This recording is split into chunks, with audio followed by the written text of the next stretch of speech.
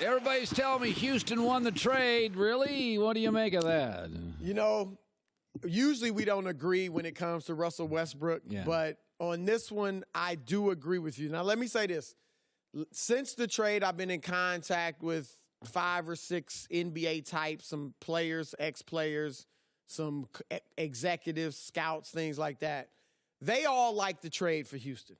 And they're bringing up 2 things. They're bringing up Houston's going to be able to play much faster with Westbrook, which is true. And they're bringing up the relationship between Russ and James Harden. They like each other. They wanted this. They'll make it work. I still am not buying it. This is a Hail Mary from the Houston Rockets. Feels like that to me. There's no question about it. Now, they're going to be good. I mean, they'll make the playoffs, and they are a type of team I'd hate to play because Russ is relentless, and he's just coming at you all 48 minutes. And Harden is just so good that, you know, they're going to be a little bit of a problem. But can they win a championship? No. I like several teams better than them. And the fact of the matter is, when Russ and Harden played together 7 years ago, it was entirely different. Number one, both of them were at different parts of their career, especially Harden. He's coming off the bench as a role player. Now he's the best offensive player ever. Right. I mean, he's being mentioned in the same breath as Michael Jordan and Wilt Chamberlain. So that's all different. Number two, they had Kevin Durant. People act like it was just those two. They had Kevin Durant, who was still one of the top 5 players in the league, even at that point, and he made everything go. And then 3, the league was different. The three-pointer was not as prominent. So when they played together in OKC, when Harden would come in, he would handle the ball, and Russ would be off the ball, which was fine back then because you could have a guy off the ball who could slash, cut, you know, and penetrate and all that, but couldn't really shoot back then. Like Dwayne Wade was fine off LeBron, playing off the ball with LeBron in Miami. That'd be a challenge right now in today's NBA where the 3 is so prominent. So I don't think it's going to work to the point where they could win a championship.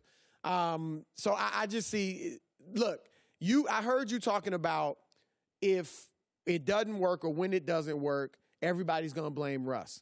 You made a great point about Harden because if it were going to work, Harden would have the best chance of making it work. Thank you. Because his game is more versatile.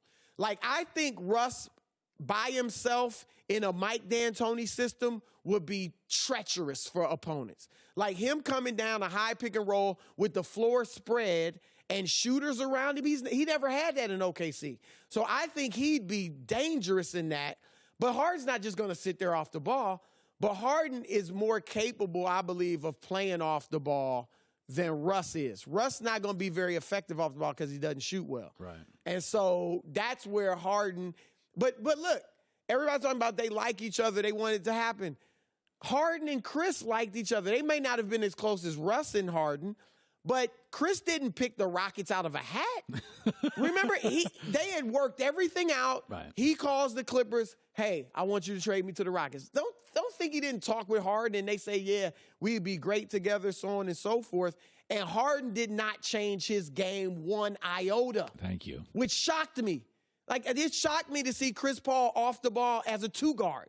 That's what he was with Harden for the most part. Yeah. And if he didn't change it for Chris, how much is he going to change it for Russ? So there were reports, and Daryl Morey denied them, that Chris Paul and James Harden, everything's fine. And I'm like, it seems like to me, the reporters were all right. It wasn't very good. Right. No, apparently they had to make the move. My first order of business, if I was Daryl Morey, would have been to sit Chris and James down one-on-one and try to work it out. And if I get some traction there, then I get them together with Mike D'Antoni. How can we tweak this thing and make it work? Like that. This is why I said it was a Hail Mary. They panicked for no reason. Now, I get it. The Lakers and the Clippers now are really good. Yeah. And I think better than Houston would have been even with CP3 and Harden. But 2 years ago, this did work. You had the Warriors down 3-2. If Chris Paul doesn't get hurt, maybe you're the world champions. Last year, you lost to Golden State, which was, even without KD, was a great team. They very well may have been the second best team in the NBA the last 2 years. And once they lost to G-State, they just panicked. Well, they were obsessed by G-State. Right. And they let everything out, too. And Daryl Morey is fascinating because he's the poster child for analytics. Right. And I'm with you. I like Manalytics. Analytics is a part of it, but it's not going to dictate everything I do. But he completely ignores analytics when it comes to moves. I mean, Chris Paul, Jimmy Butler, who they didn't get, but he wanted, Carmelo Anthony, Dwight Howard, none of those moves make sense analytically. And you have an analytics coach who only wants to shoot threes and paint shots. It's bizarre what's going on there. Okay, so Joy touched on this. Chris Paul trade, is there a place that fits to you? You know what? I mean, obviously Miami is in serious play, which would be good for Chris. They wouldn't be a contender in the East, but they'd be better and they'd be pretty good. Here's what the fit that I really am intrigued by. And I brought it up on here once before, about 3 or 4 weeks ago. All right. Philadelphia. You sound like my staff this morning. Chris Paul, Josh Richardson, Al Horford, Joel Embiid, and Tobias Harris. In the East, that's dangerous. Okay, so what am I giving up? Now here, Ben Simmons. Okay. Now here's the thing. Hey, I love that. You would do that? Okay, time out. Here's what I'm doing. My staff didn't give me that option. Let me finish this. Let me finish it. Okay, so I'm surprised you like Ben Simmons. Hold on. Giving him, I am a big Ben Simmons fan. So am I. I hate to move him, but Chris, we both love him. But Philadelphia, he works well with shooters in a clear lane. Philadelphia got more bigs this year. Right. Philadelphia doesn't work for Ben Simmons. It doesn't. I got Horford in the middle. I got Embiid in the middle. They drafted a kid from Washington who can't shoot but is a great defensive player. Right. Tobias Harris. Because even if Simmons adds the jumper, it's not like he's coming back next year as Klay Thompson. By the way, if I'm Sam Presti this morning and I have those draft picks and I have Ben Simmons, yes, I feel like I won. Right. I won. I got my guy who can penetrate and kick, and I'm going to build shooters around him.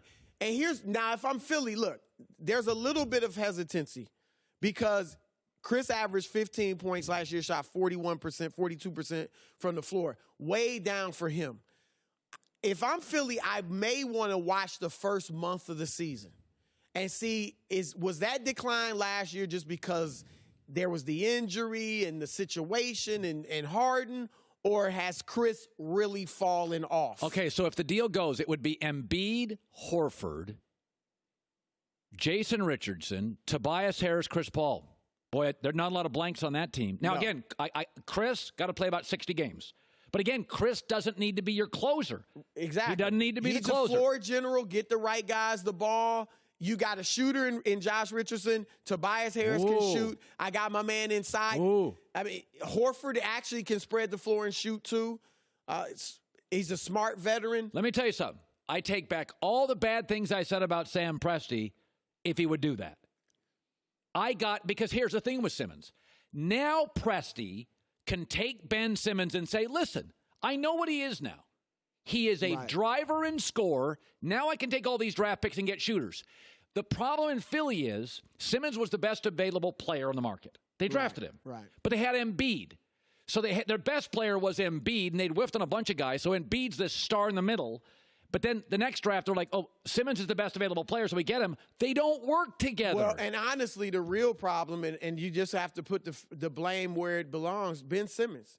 This is what, his 4th or 5th year? Well, no. He had the 1 year where he wasn't hurt. So this will be his third year playing. This will be his 3rd year playing, but 4th year in the league. Because remember the 1 year he sat out. Oh, God, I'm done. Why didn't you work on that jumper? I get it. You had success all your life without it, but it's a different NBA.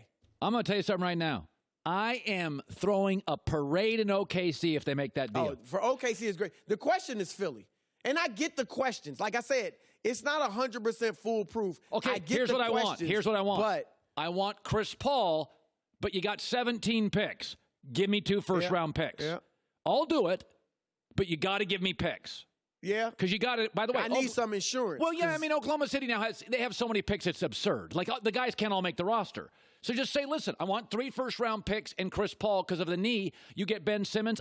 Both teams, I do that tomorrow. That's brilliant. You know, if my team could pitch ideas as well as you, I would have listened to them. What about, and they still have Schroeder?